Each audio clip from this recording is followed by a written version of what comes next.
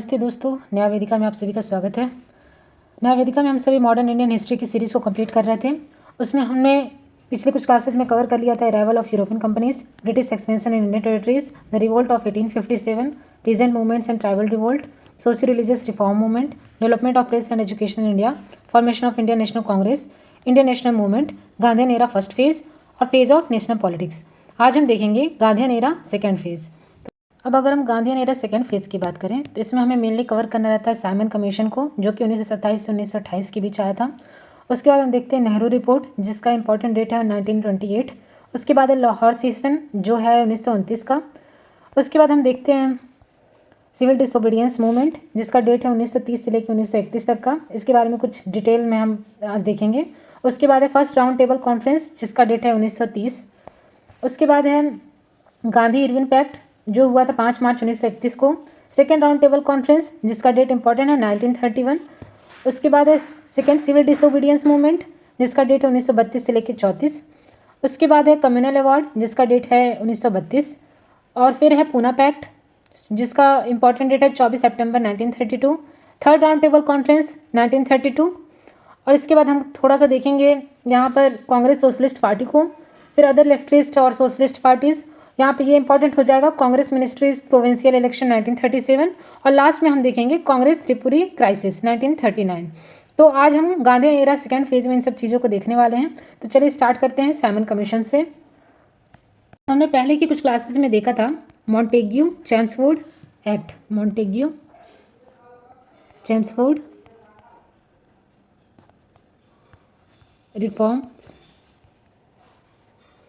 जिसे हम government of India act 1919 के नाम से भी जानते हैं, 1919। तो इसके आने के बाद इसके जो भी रिव्यू करने के लिए ये कहा गया था कि हर 10 साल में एक रिव्यू कमेटी गठित की जाएगी। 10 साल में एक रिव्यू कमेटी बनाई जाएगी इस एक्ट से रिलेटेड, रिव्यू कमेटी। पर हम देखते हैं कि रिव्यू कमेटी का गठन 1927 में ही हो गया था, जिसे हम साइमन कमीशन के नाम से जानते हैं, साइमन कमीशन। और ये जो है भारत आया था 1928 में। अब अगर हम साइमन कमीशन की बात करें, साइमन कमीशन, तो इसे हम इंडियन स्टैट्यूटरी कमीशन भी कहते हैं, इंडियन स्टैट्यूटरी कमीशन। अब इसके अगर हम कंपोजिशन की बात करें, कंपोजिशन, तो यहाँ पे 7 मेंबर्स की ये कमीशन था। पर यहाँ पे हम देखते हैं कि सातों के सातों जो मेंबर्स थे वो अंग्रेज़ थे, कोई भी इंडियन नहीं था, सारे ब्रिटिशर्स थे, all British MP, all British MPs. कोई भी सिंगल मेंबर जो है वो इंडियन नहीं था। अगर हम इसके चेयरमैन की बात करें तो ये नाम इंपॉर्टेंट है, इसके चेयरमैन थे sir John Simon, sir John Simon. और ये जो है एक लिबरल पार्टी के लॉयर थे, यानी कि एसोसिएट थे लिबरल पार्टी के, लिबरल पार्टी।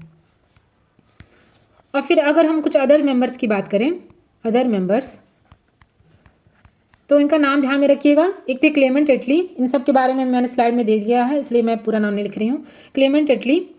और भी अन्य जो है मेंबर्स थे वो स्लाइड में उनका नाम लिखा हुआ है, पर वो उतना इंपॉर्टेंट नहीं है। अगर हम मेन रीजन्स की बात करें इसके वाइड स्प्रेड अपोजिशन के, मेन रीजन्स फॉर अपोजिशन, इसका विरोध किया गया था। तो इसका विरोध क्यों किया गया था वो मुझसे समझ लेते हैं। वाइड स्प्रेड अपोजिशन, तो यहाँ हम देखते हैं पहला complete exclusion of Indians, exclusion of Indians. इस कमीशन में कोई भी भारतीय जो है सदस्य शामिल नहीं था, इसलिए इसका विरोध किया गया था कि अगर 1919 के जो गवर्नमेंट ऑफ इंडिया एक्ट है उसमें अगर रिफॉर्म लाना है तो कहीं ना कहीं भारतीयों का ही प्रतिनिधित्व होना चाहिए, क्योंकि एक तरह से भारतीयों को ही गवर्न करने के लिए लाया गया है।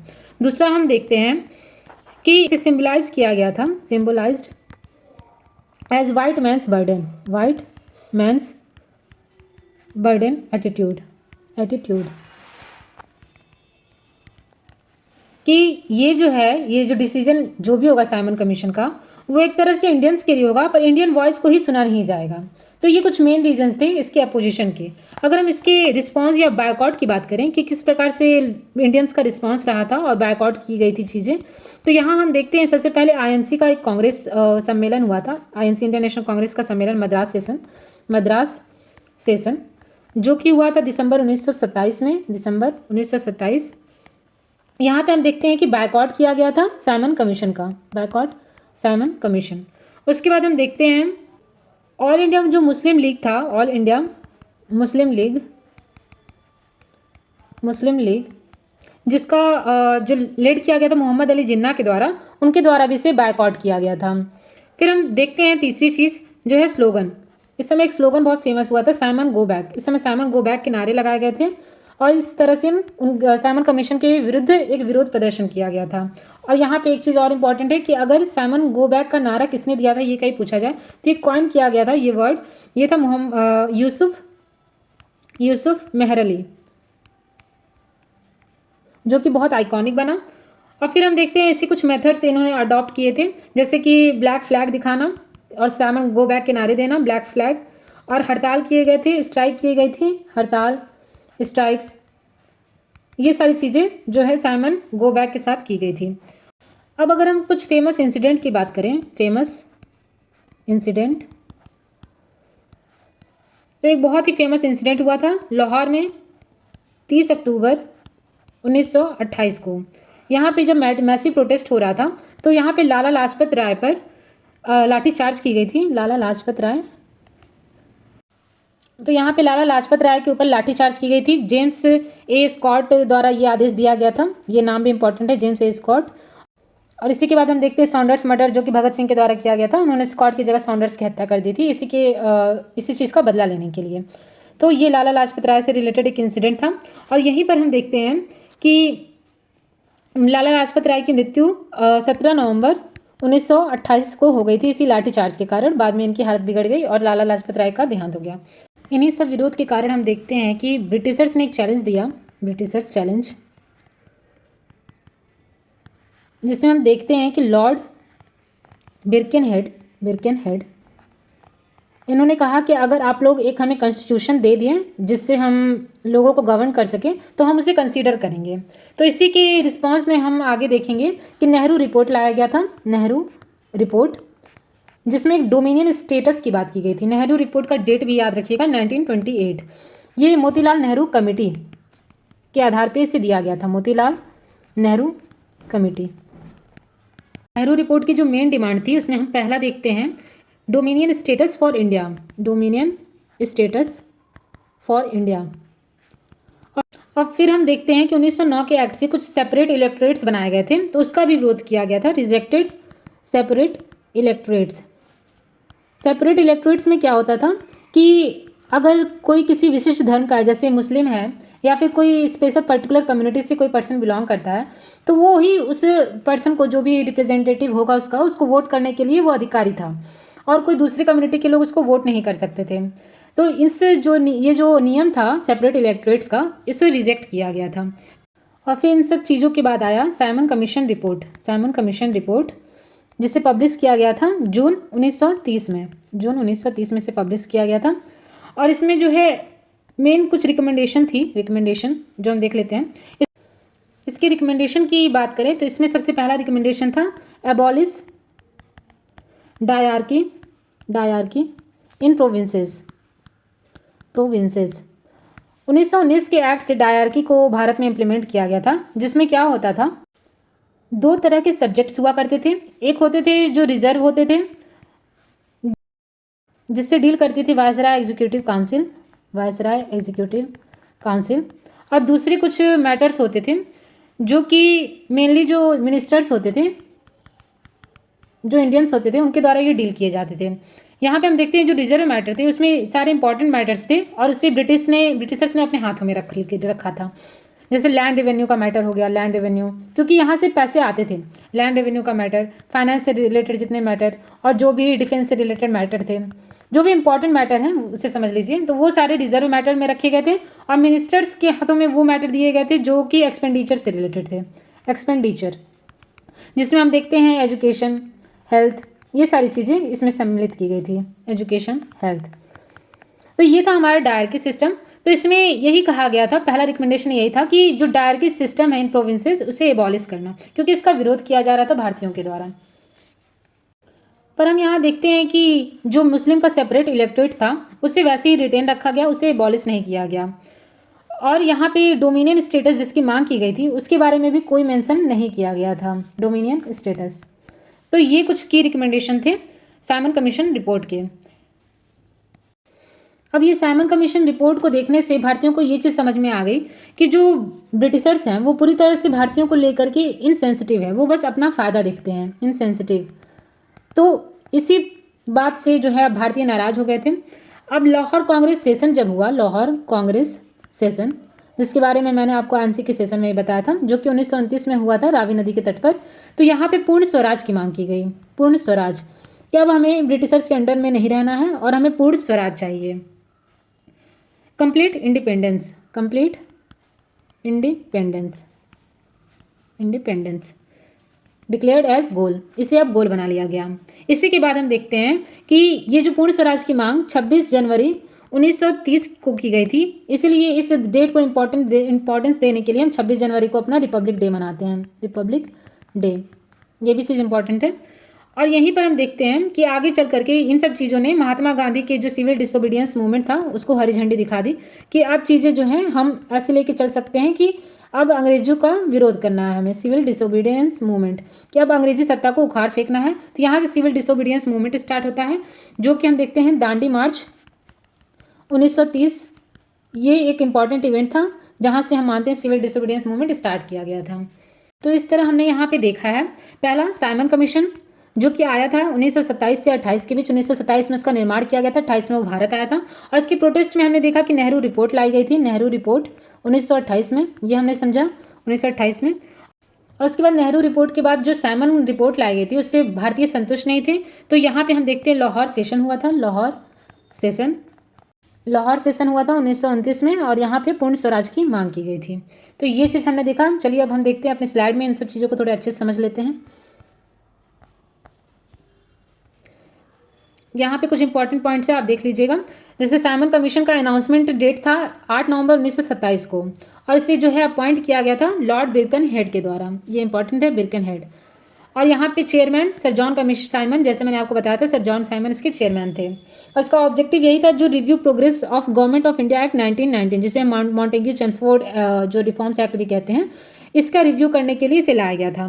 देखिए इसके मेंबर्स की बात करें तो सारे जो है मेंबर्स 7 मेंबर्स थे, और सारे के सारे ब्रिटिशर्स थे, जिसमें थे Clement Attlee, Harry Levy Lawson, Edward Cadogan, Vernon Hodson, George Lane Fox और डोनाल्ड हॉवर्ड, ये सारे थे। इंडियन रिजेक्शन में हमने देखा था इसे बायकॉट किया गया था क्योंकि इसमें कोई भी इंडियन रिप्रेजेंटेशन नहीं दिखाई दे रहा था, और इसे अनडेमोक्रेटिक माना गया था कि आप जिसके लिए ये नियम को बनाए हैं और उसके रिव्यू कमेटी में आप किसी भी जो है भारतीयों को सम्मिलित नहीं कर रहे हैं। और यहीं पर हम देखते हैं आईएनसी का रिजोल्यूशन, जो मैंने आपको बताया था मद्रास सेशन हुआ था, और इसके प्रेसिडेंट का नाम आप याद रखिएगा, एम.ए. अंसारी, ये इसके प्रेसिडेंट थे, और उन्होंने टोटली बायकॉट किया था साइमन कमीशन को। अब यहीं पे हमने देखा कि इसका जो प्रोटेस्ट हुआ था जब ये 3 फरवरी 1928 को बॉम्बे में आया, साइमन गो बैक के नारे लगे थे और लाठीचार्ज हुई थी, जिसमें हमने देखा था लाला लाजपत राय की मृत्यु हुई थी।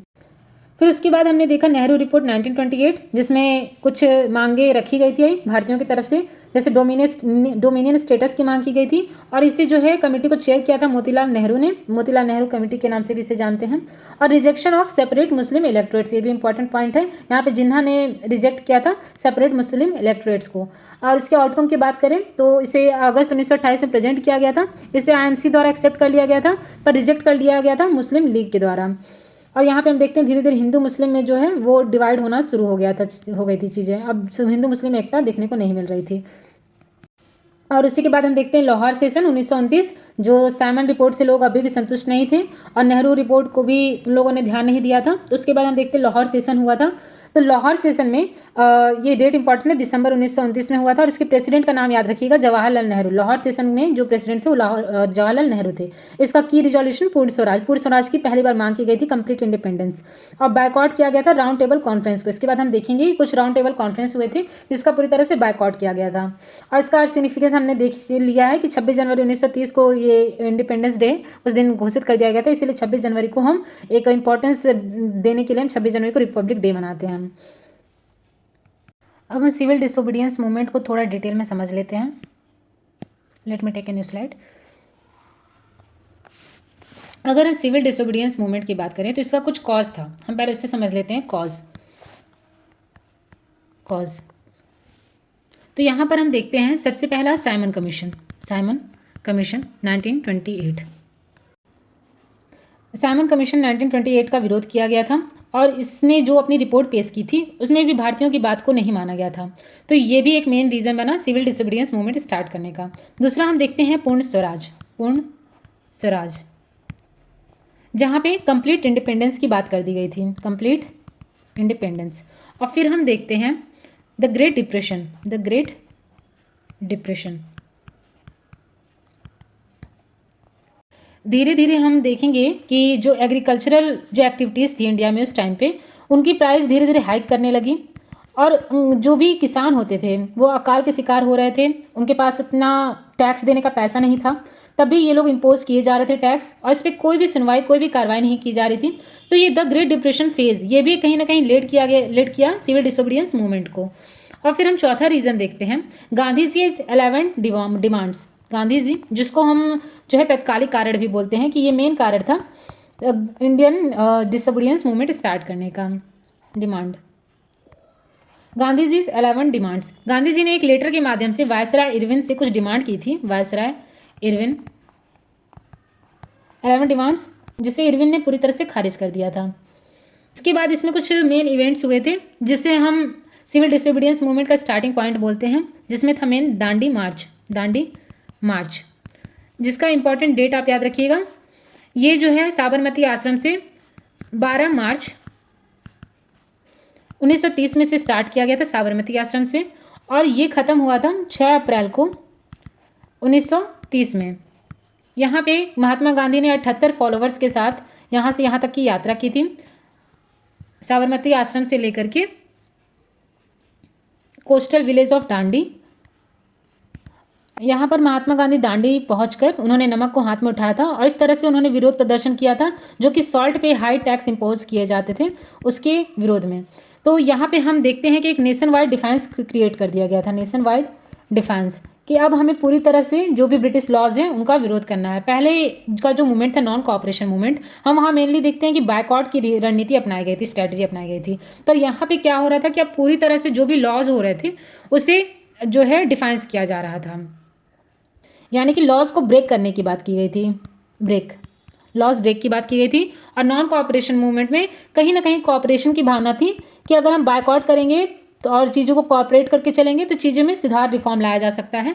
पर यहाँ पे हम देखते हैं कि सिविल डिसोबीडियंस मूवमेंट आते आते यहाँ पे पूरी तरह से वो चीज़ कॉपरेशन से डिफेंस पे शिफ्ट हो गई थी, कॉपरेशन टू डिफेंस। ये चीज़ इंपॉर्टेंट है इंडियन सिविल डिसोबीडियंस मूवमेंट से रिलेटेड। अब यहाँ पे आप स्लाइड में देख लीजिए सिविल डिसोबीडियंस मूवमेंट को जो ट्रिगर करने वाली चीज़ थी जो मैंने आपको बताया, गांधी जी 11 डिमांडेड्स रिजेक्टेड। और फिर उसके बाद हमने देखा कि salt Satyagraha launch to defy salt monopoly. Salt monopoly जो थी उससे रिलेटेड था सॉल्ट सत्याग्रह, जो कि स्टार्ट किया गया था दांडी मार्च जिसे बोलते हैं। साबरमती आश्रम से इसे स्टार्ट किया गया था 12 मार्च 1930 में। और हम देखते हैं कि 241 माइल 24 दिनों में चल के और वो महात्मा गांधी अपने फॉलोअर्स के साथ दांडी पहुंचे थे और उन्होंने 6 अप्रैल को वहाँ पे पहुँचने के बाद सॉल्ट टैक्स का विरोध प्रदर्शन किया था। और अगर हम उस समय के भारत के वेस्टर्न कोस्ट लाइन की बात करें तो कुछ इस तरह से वेस्टर्न कोस्ट लाइन थी और यहाँ पर था साबरमती आश्रम, साबरमती पॉइंट, और यहाँ पे अरेबियन सी के पास यहाँ पे एक दांडी एक जगह हुआ करता था जहाँ पे नमक का निर्माण किया जाता था। तो यहाँ से यहाँ तक की जो 241 माइल्स की जो यात्रा थी, 241 माइल्स, तो यहाँ पे 78 फॉलोअर्स के साथ महात्मा गांधी ने यात्रा की थी और सॉल्ट टैक्स का विरोध किया था। तो यहाँ पे हम देखते हैं इसका इम्पैक्ट ये हुआ कि नेशन वाइड प्रोटेस्ट की गई और इसे कंपेयर किया जाता है नेपोलियन और मुसोलिनी के जो मार्च किया गया था उसके द्वारा। और इसे कंपेयर करने वाले कौन थे? सुभाष चंद्र बोस। सुभाष चंद्र बोस ने इसे नेपोलियन और मुसोलिनी का मार्च कहा था। और इसके की रीजनल लीडर्स की बात करें तो वो थे खान अब्दुल गफ्फार खां जो रेड शर्ट्स के नाम से जाने जाते थे, और मणिपुर में हम देखते हैं रानी गौदिलन्यू, तमिलनाडु में सी राजा गोपालाचारी, बिहार में वो कुछ वोमेन्स ग्रुप्स। इसे एक वोमेन लीड मूवमेंट भी कहा जाता है क्योंकि अगर किसी ऐसे मूवमेंट में जहां सबसे अधिक संख्या में महिलाएं थी तो वो मूवमेंट यही था, सिविल डिसोबीडियंस मूवमेंट का सॉल्ट सत्याग्रह। और यहाँ पे केरला में हम देखते हैं के कैलापन। इन सब का नाम उतना इंपॉर्टेंट नहीं है, बस आप रेड शर्ट्स याद रखिएगा, खान अब्दुल गफ्फार खान, ये उससे रिलेटेड है। और यहाँ पे हम देखते हैं महात्मा गांधी को अरेस्ट कर लिया गया था 5 मई को और यहीं पे उन्हें यरवदा जेल में रखा गया था। और इसमें कुछ मेन लीडर्स की बात करें तो सरोजनी नायडू, इमाम साहब, मनीलाल गांधी, ये सब दर्शन सत्याग्रह से रिलेटेड थे और यहाँ पे कुछ इंपॉर्टेंट नहीं है। और फिर उसके बाद हम बात करें फर्स्ट राउंड टेबल कॉन्फ्रेंस की। अब यहाँ से कुछ चीज़ें स्टार्ट हो जाती हैं जो हमें जानना इंपॉर्टेंट है। के बाद 1930 से लेकर 1937 तक कुछ राउंड टेबल कॉन्फ्रेंस और कुछ पैक्ट हुए थे, जिसके बारे में कुछ की पॉइंट्स मैंने दे दिया है और एग्जाम में बस यही पूछे जाते हैं। इनके बारे में उतनी डिटेल में आपको पढ़ने की जरूरत नहीं है। बस ये जो कुछ पॉइंट्स है कि कहाँ हेल्ड किया गया था और इसके क्या कौन से चेयरमैन थे, किसके द्वारा प्रिसाइड किया गया था, उसका मेन पर्पस क्या था, डिमांड्स क्या क्या थे, ये सारी चीज़ें इंपॉर्टेंट हो जाती हैं। तो यहाँ पे अगर हम फर्स्ट राउंड टेबल कॉन्फ्रेंस की बात करें तो ये 1930 में हुआ था। यहाँ पे इसका ये याद रखिएगा कि इसे लंदन में हेल्ड किया गया था 12 नवंबर 1930 से लेकर 19 जनवरी 1931 के बीच में। और यहाँ पे इसे प्रिसाइड किया गया था पीएम रैमजे मैकडोनाल्ड। ये इंपॉर्टेंट नाम है, आप इसे ध्यान में रखिएगा कि इसके जो चेयरपर्सन थे वो थे रैमजे मैकडोनाल्ड। और इसका पर्पस क्या था कि रिव्यू करना सैमन कमीशन की रिपोर्ट को, क्योंकि उससे अभी भी भारतीय संतुष्ट नहीं थे। और इसमें पार्टिसिपेंट 29 पार्टिसिपेंट्स थे, जिसमें 58 ब्रिटिश इंडिया से, 16 प्रिंसली स्टेट से और 16 जो ब्रिटिश पार्टीज से थे। और इसकी की डिमांड्स की बात करें तो जो सेपरेट इलेक्टोरेट्स फॉर मुस्लिम, ये जिन्ना के द्वारा जो है ये डिमांड की गई थी। और डिप्रेस्ड क्लासेस के लिए भी एक सेपरेट इलेक्टोरेट्स की बात की गई थी, जो बाबा साहब भीमराव अम्बेडकर के द्वारा की गई थी। और इसमें आईएनसी रोल की बात करें तो यहाँ पे था boycotted due to Gandhi ji imprisonment. यहाँ में देखा था यरवदा जेल में उन्हें रख दिया गया था, तो महात्मा गांधी के इम्प्रिजनमेंट का यहाँ पे विरोध किया गया था फर्स्ट राउंड टेबल कॉन्फ्रेंस में। और इसका आउटकम यही निकला था कि कोई भी सहमति नहीं हुई थी किसी चीज़ पर और सस्पेंड कर दिया गया था विदाउट प्रोग्रेस। तो ये था हमारा फर्स्ट राउंड टेबल कॉन्फ्रेंस।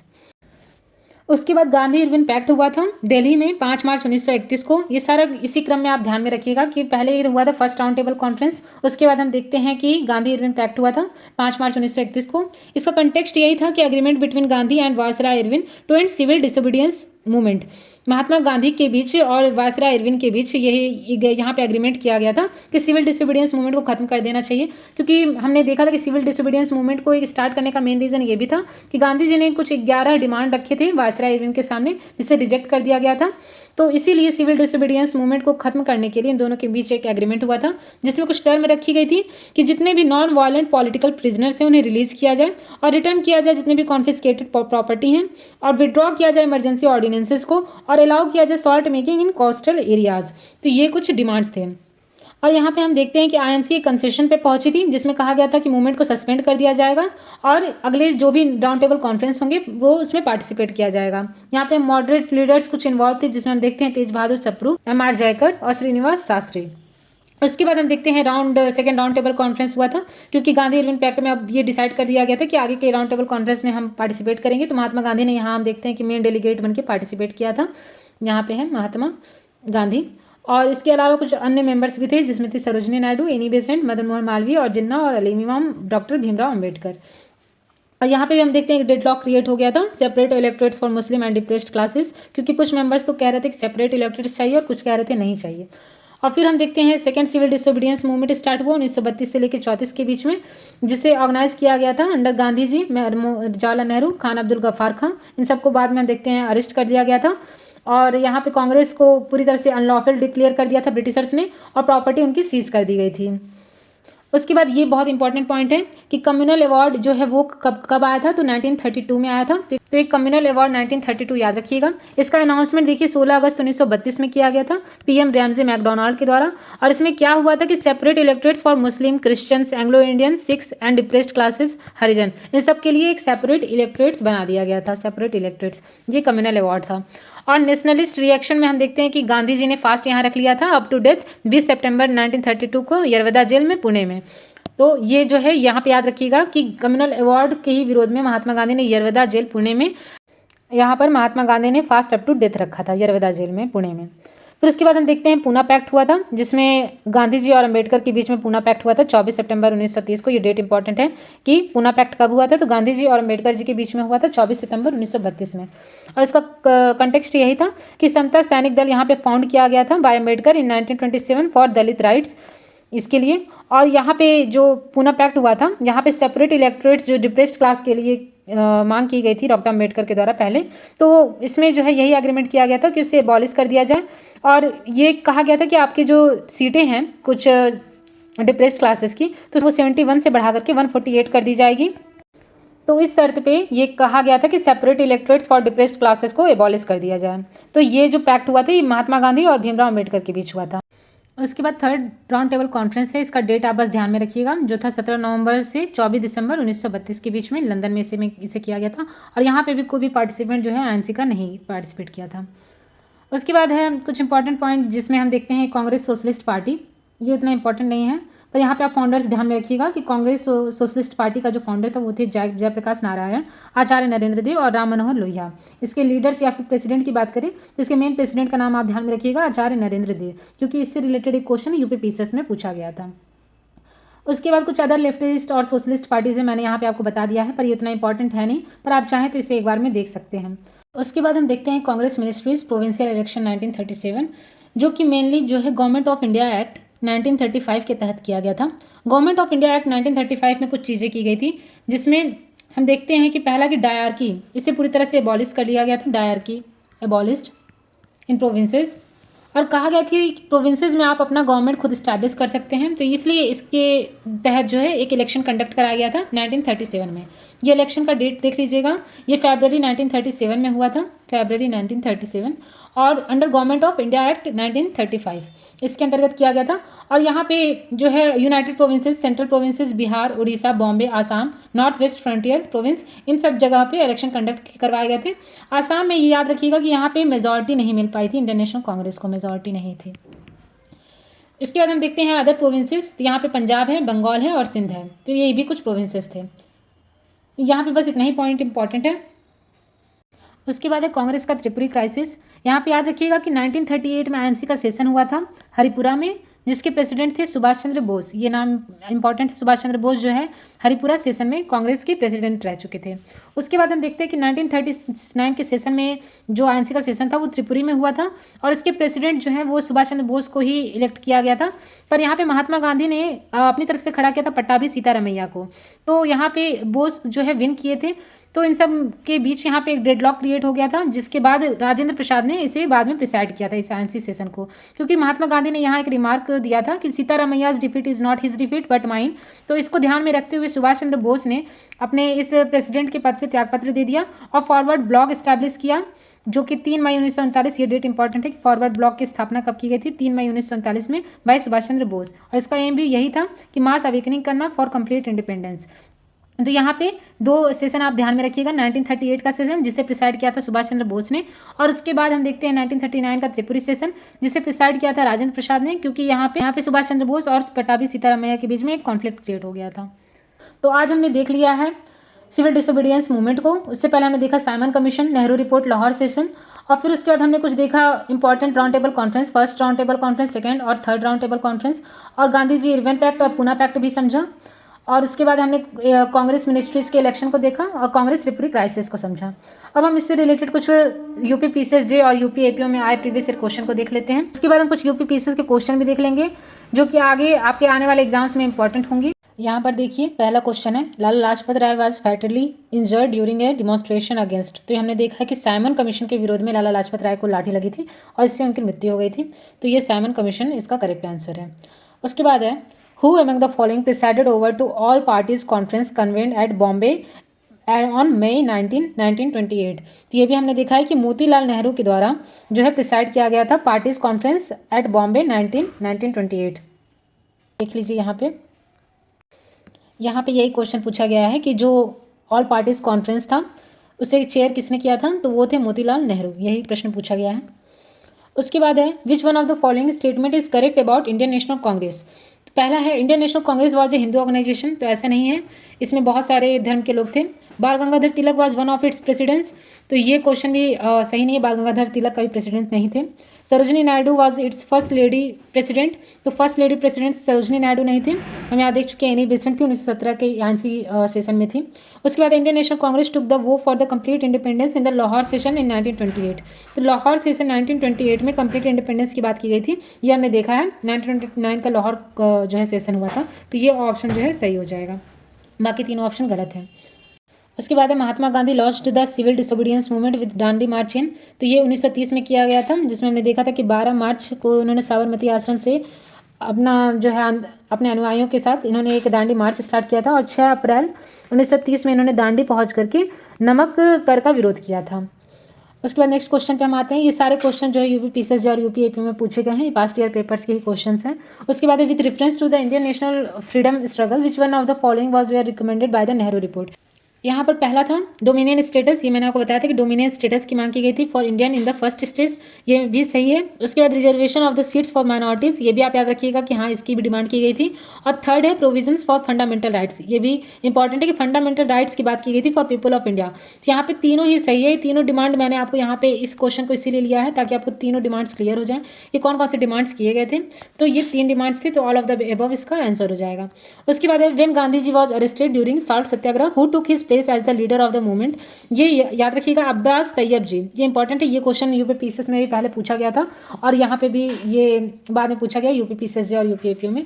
तो यहाँ पे है कि गांधी जी के अरेस्ट करने के बाद जो सॉल्ट सत्याग्रह था उसे किसी न किसी को कंटिन्यू करना था, तो उसके लीडर को अपॉइंट किया गया था अब्बास तैयब जी को। उसके बाद है वानर सेना और मंजरी सेना आर एसोसिएटेड विथ, तो ये भी एसोसिएटेड आप याद रखिएगा सिविल डिसोबीडियंस मूवमेंट से ही रिलेटेड है वानर सेना और मंजरी सेना। उसके बाद हम नेक्स्ट क्वेश्चन पे आते हैं। यहाँ पे पूछा गया the province where the Indian National Congress could not get absolute majority during the general election of 1937, तो अभी मैंने आपको बताया है, एक मिनट आप देख लीजिए। यहाँ पे मैंने आपको बताया था कि आसाम में मेजॉरिटी इन्हें नहीं मिल पाई थी, तो इसका आंसर जो है आसाम हो जाएगा। ये भी क्वेश्चन पहले यूपीपीसीएस में पूछा गया था एक बार। नेक्स्ट क्वेश्चन है Haripura session 1938 of Indian National Congress was presided over by, तो ये हमने देख लिया है कि हरिपुरा सेशन को प्रिसाइड किया था सुभाष चंद्र बोस ने, और उसके बाद त्रिपुरी सेशन को प्रिसाइड किया था राजेंद्र प्रसाद ने, क्योंकि एक डेडलॉक क्रिएट हो गया था। उसके बाद when did Simon commission visit India, तो 1927 में इसका गठन किया गया था, पर ये भारत कब आया 1928 में, तो इसका बी ऑप्शन सही हो जाएगा। उसके बाद नेक्स्ट क्वेश्चन एक असर्शन रीजनिंग का क्वेश्चन है जिसमें कहा गया कि the Congress backouted the Simon Commission, ये सही है। और इसके पीछे रीजन क्या था कि did not have a single Indian member, तो इसमें ये दोनों ही ट्रू हैं और आज जो है वो करेक्ट एक्सप्लेनेशन है ऑफ ए का, तो इसका आंसर सही हो जाएगा। उसके बाद है which of the following statements are true about the Simon Commission, यहाँ पे साइमन कमीशन से रिलेटेड स्टेटमेंट हमें देखना है। It was appointed to inquire into the working of 1919 act, मैंने आपको बताया था कि मॉन्टेग्यू चेम्सफोर्ड जो एक्ट आया था उसी का रिव्यू करने के लिए इसे अपॉइंट किया गया था, तो ये पैरा सही हो जाएगा। दूसरा it was headed by sir John Simon, ये भी मैंने आपको बताया था कि इसका हेड जो थे वो थे सर जॉन साइमन। उसके बाद it recommended A federal form of A government, तो ये भी सही है, इसने फेडरल फॉर्म ऑफ गवर्नमेंट की बात की थी। और it was opposed by the Indian leaders, और ये भी सही है क्योंकि इंडियन लीडर्स के द्वारा अपोज किया था। अगर आपको इसमें कंफ्यूजन भी होगा तो आप देखिए 1 2 4 कहीं ऑप्शन में ही दिया है, यानी कि ऑल ऑफ द एबव, ये ही सही होगा। बस आपको जितना यहाँ पे पढ़ाया जा रहा है आप अगर उससे भी कंप्लीट कर लेंगे तो आप आसानी से जो है एलिमिनेट कर सकेंगे। वैसे ये यूपीपीसीएस का मेंस का क्वेश्चन है, आगे उम्मीद है कि कहीं ये पूछा जा सकता है, तो मैंने इसे कवर करा दिया। उसका नेक्स्ट पे आते हैं। नेक्स्ट क्वेश्चन है लाल लाजपत राय वाज इंजर्ड, तो हमने देखा था कि साइमन कमीशन के विरोध में उन पर लाठीचार्ज की गई थी और इससे वो घायल हो गए थे, तो इन प्रोटेस्ट ऑफ साइमन कमीशन, ये आंसर इसका सही हो जाएगा। उसके बाद द प्रपोजल ऑफ पूर्ण Swaraj was passed in Lahore Congress in the year, तो मैंने आपको ये भी बताया है कि 1929 में पूर्ण स्वराज जो था इस प्रपोजल को कांग्रेस ने पास किया था, ये स्लाइड में देख लीजिए। यहाँ पे है आईएनसी के जो एनुअल सेशन था उसमें दिसंबर 1929 को इस पूर्ण स्वराज की मांग की गई थी और इसे पास किया गया था। उसके बाद देखते हैं द पूर्ण Swaraj resolution adopted at the Lahore session of the Indian National Congress was moved by, ये भी हमने देखा है कि जो रिजोल्यूशन था उसे मूव किया गया था जवाहरलाल नेहरू के द्वारा, तो यहाँ पे देख लीजिए। यहाँ पे मैंने आपको बताया था कि इसके प्रेसिडेंट कौन थे, जवाहरलाल नेहरू, और इन्हीं के द्वारा जो है कंप्लीट इंडिपेंडेंस पूर्ण स्वराज की मांग की गई थी। यहाँ पे जवाहरलाल नेहरू इसका राइट आंसर है। उसके बाद which one of the following began with Dandi march, तो नॉन कोऑपरेशन मूवमेंट का हम बिगिनिंग मानते हैं दांडी मार्च से हुआ था, ये मैंने आपको बताया था। उसके बाद गांधी जी, यहाँ पे कुछ इंपॉर्टेंट पॉइंट्स लिखा गया है दांडी मार्च से रिलेटेड, ये ध्यान में रखिएगा कि गांधी जी ने दांडी मार्च कहाँ से स्टार्ट किया गया था, अपने साबरमती आश्रम से, और ये सिविल डिसोबीडियंस मूवमेंट कहाँ से स्टार्ट माना जाता है, दांडी मार्च से। और Dandi march was started to break the salt law, जो सॉल्ट पे बहुत ज़्यादा टैक्स इम्पोज किया था जिस लॉ ने, उस लॉ को ब्रेक करने के लिए इसे स्टार्ट किया था, एक सिविल डिसोबीडियंस मूवमेंट स्टार्ट करने के लिए। और इसके बाद the historic Dandi march is associated with violation of salt law. The date 6 April 1930 is known as in Indian history for, तो ये हमने देखा था कि 6 अप्रैल 1930 में दांडी महात्मा गांधी अपने अनुयायियों के साथ पहुंच गए थे, तो ये दांडी मार्च ऑफ महात्मा गांधी, ये इसका आंसर हो जाएगा। उसके बाद नेक्स्ट क्वेश्चन असर्शन रीजनिंग का है, इसमें कहा गया है कि the salt agitation was launched by Mahatma Gandhi 1930, ये ऑप्शन सही है। उसके बाद Mahatma Gandhi object was to make salt available free to the poor, तो ये इसका जो मेन ऑब्जेक्ट नहीं था, इसका बस एक मेन ऑब्जेक्ट था कि सॉल्ट टैक्स जो है उसको कहीं ना कहीं उसका विरोध किया जाना, तो इससे रिलेटेड था। तो यहाँ पे ए तो ट्रू हो जाएगा बट और जो है वो फॉल्स हो जाएगा, इसका सी ऑप्शन सही है। नेक्स्ट क्वेश्चन पे आते हैं। इसमें पूछा गया है after the arrest of Gandhi ji during salt Satyagraha who took the place as the leader of the movement. देखिए मैंने आपको बताया था कि महात्मा गांधी के जेल के होने के बाद अब्बास तैयब जी को यहाँ पे अपॉइंट किया गया था as a leader of the movement. ये क्वेश्चन बाद में यूपीपीसीएसजे में पूछा गया। उसके बाद Gandhi ji stayed with the foreign journalist in his Sabarmati Ashram during Dandi मार्च। यहाँ पे वेब मिलर, ये इसका आंसर सही है। जो चीज़ें स्लाइड में कवर नहीं की जाती हैं उन्हें क्वेश्चन के माध्यम से कवर कराया जाता है, इसलिए मैं इस तरह के क्वेश्चन लेती हूँ क्योंकि ये क्वेश्चन बहुत सारे एग्जाम से पूछे गए हैं, तो आप इसे देख सकते हैं। इसका आंसर वेब मिलर होगा। उसके बाद नेक्स्ट क्वेश्चन है, इसमें क्रोनोलॉजिकल ऑर्डर में इसे व्यवस्थित करना है। इसमें सबसे पहले गांधी इरविन पैक्ट हुआ था, उसके बाद हम देखते हैं एग्जीक्यूशन ऑफ भगत सिंह, उसके बाद है Karachi session of Indian National Congress, उसके बाद हुआ था सेकेंड राउंड टेबल कॉन्फ्रेंस। तो इसका क्रम जो है सही जो है वो सी होगा, 4 3 2 1 इसका राइट आंसर है।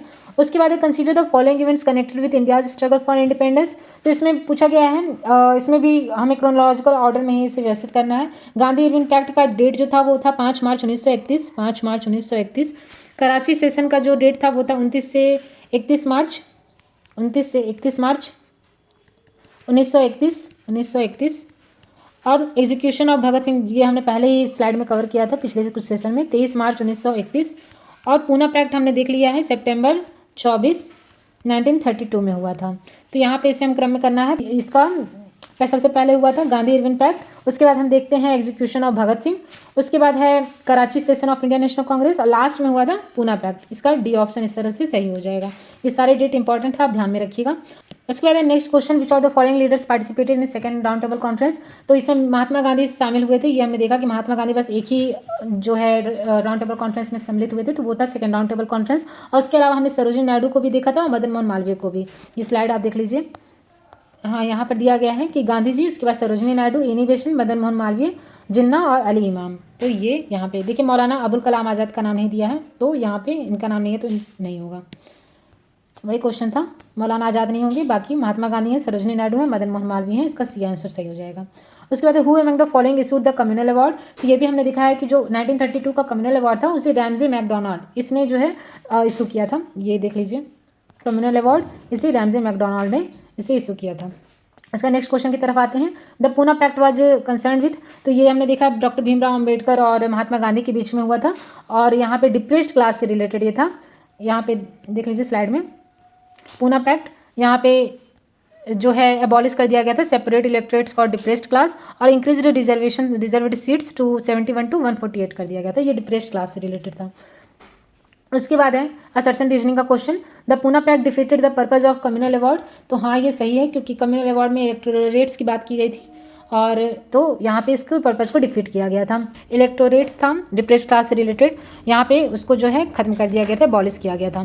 और दूसरा है it paved the way for reservation of seats in the parliament and the state assembly for SC and ST people. तो हाँ ये पेव्ड द वे, इन्होंने देखा हमने कि रिजर्वेशन की सीट्स को बढ़ा दिया गया था, तो ये रीजन इसका करेक्ट है। तो यहाँ पे both A and R are true and R is the correct explanation of A, तो यहाँ पे ए आंसर सही हो जाएगा। उसके बाद है after Poona pact of 1932 Harijan Sevak Sangh was established, it's president was. यहाँ पे ये नाम याद रखिएगा कि पूना पैक्ट के बाद जो है हरिजन सेवक संघ जो है एस्टैब्लिश किया गया था और इसके प्रेसिडेंट थे घनश्याम दास बिरला। ये इंपॉर्टेंट पॉइंट है, आप इसे ध्यान में रखिएगा। उसके बाद है who among the following was a prominent leader of the Congress Socialist Party. तो prominent leader of Congress Socialist Party ये थे आचार्य नरेंद्र देव। ये एक मिनट साइड में देख लीजिए, यहाँ पे है कांग्रेस सोशलिस्ट पार्टी के जो मेन प्रेसिडेंट थे वो थे आचार्य नरेंद्र देव। यही क्वेश्चन पूछा गया है, प्रोमिनेंट लीडर या फिर प्रेसिडेंट की बात करें तो आचार्य नरेंद्र देव। उसके बाद the tenure of the Congress ministries formed in the election of 1937 after the act of 1935 was. इस तरह के क्वेश्चन कभी कभी यूपीएपी में पूछ लिए जाते हैं, तो ये डेट याद रखिएगा। और ये क्वेश्चन बहुत बार यूपीपीसीएस के द्वारा जो एग्जाम्स कंडक्ट कराए गए उसमें पूछे गए, इसलिए मैंने इस क्वेश्चन को ले लिया है। तो ये 28 मंथ्स हो जाएगा। ये टेन्योर था ऑफ कांग्रेस मिनिस्ट्रीज जो इलेक्शन हुए थे 1937 में, जो मैंने आपको बताया था। उसके बाद है who of the following presided over Haripura session of the Indian National Congress. तो ये मैंने बता ही दिया, ये थे सुभाष चंद्र बोस। इसका सी ऑप्शन सही हो जाएगा। तो आज की क्लासेस में हमने कवर कर लिया गांधी एरा सेकंड फेज को। अब हम नेक्स्ट क्लास में देख लेंगे टुवर्ड्स इंडिपेंडेंस। उसके बाद है गवर्नर जनरल एंड वाइसराय, इनसे रिलेटेड जो क्वेश्चन हैं उन सबको देख लेंगे। ये भी इंपॉर्टेंट टॉपिक्स हैं। तो इस तरह हमने इन सारे जो टॉपिक्स थे मॉडर्न इंडियन हिस्ट्री के उसे कंप्लीट कर लिया है। अब हम आगे इसे देख लेंगे। अगर आपको आज की क्लास अच्छी लगी हो और चीज़ें समझ में आ रही हों तो न्याय वेदिका के चैनल को ज़्यादा से ज़्यादा लाइक कीजिए, शेयर कीजिए, सब्सक्राइब कीजिए। और आपका कोई भी ओपिनियन या सजेशन है तो आप उसे कमेंट बॉक्स में ज़रूर लिखिएगा। आपके द्वारा इस चैनल को लाइक करना, शेयर करना और सब्सक्राइब करना हमारे लिए एक मोटिवेशन का काम करता है, जिससे हम आगे और भी सब्जेक्ट्स को भी कवर करने के लिए मोटिवेट होंगे। तो इसलिए आपका साथ बहुत ज़्यादा ज़रूरी है, तभी हम इस सीरीज़ को कंटिन्यू कर पाएंगे। और अगर आपको ये स्लाइड चाहिए होगी जिससे यहाँ आपकी क्लासेस कवर कराई जाती हैं, ये स्लाइड कुछ सैम्पल्स हैं, तो आप इस व्हाट्सएप नंबर पे कांटेक्ट कर सकते हैं। आपको ये स्लाइड केवल 49 रुपीज़ में मिल जाया करेगी। और इसके साथ ही आपको जो भी यहाँ PYQ डिस्कस किए जाते हैं उसका भी PDF प्रोवाइड करा दिया जाएगा, जो कि बिल्कुल फ्री है। ये जो PYQ का PDF होगा उसमें आपको जितने भी क्लासेज हो चुकी हैं उसके PDFs दे दिए जाएंगे, और जैसे जैसे आगे की क्लासेज होती रहेंगी आपको PDF प्रोवाइड कराया जाता रहेगा। और इसके साथ ही आपको ये जो वेदिका कैप्सूल के बारे में मैंने आपको बताया, जो ये स्लाइड्स हैं ये भी आपको दे दी जाएगी, जिससे आप ज़्यादा से ज़्यादा इसका यूज़ कर सके। इसमें हर चीज़ें बहुत ही क्रिस्प और शॉर्ट फॉर्म में दी गई हैं, केवल वही चीज़ें इसमें मेंशन है जो कि आपके एग्जाम पॉइंट से रिलेवेंट हैं। तो इससे आप कम समय में ज़्यादा से ज़्यादा चीज़ें ग्रास्प कर पाएंगे। तो आप इसे ज़रूर परचेज़ कीजिएगा। Thank you so much. मिलते हैं अगले सेशन में।